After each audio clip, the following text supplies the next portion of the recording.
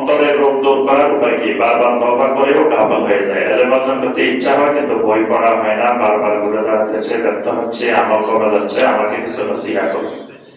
তো ইমাম ইবনুল কাইয়্যিম রাহিমাহুল্লাহ তিনি জাদুল মাআদ কিতাবের মধ্যে অন্তরের রোগ কিভাবে দূর করতে হয় এটা চিকিৎসা কোরআন সুন্নাহ দিয়ে বিস্তারিত বর্ণনা করছেন। এই বিষয়ের উপর আমার অনেকগুলো আলোচনা আছে, অন্তরের রোগ দূর করার উপায়। তো সেখানে অন্তরের রোগ দূর করতে হলে আপনার আকীদা বিশুদ্ধ করতে হবে। অন্তরের রোগ হলো শিরক, অন্তরের রোগ হলো নিফাক, অন্তরের রোগ হলো কুফর, অন্তরের রোগ হলো বিদআত, অন্তরের রোগ হলো শাক সন্দেহ। এগুলোর জন্য প্রথম আকীদা বিশুদ্ধ করতে হবে।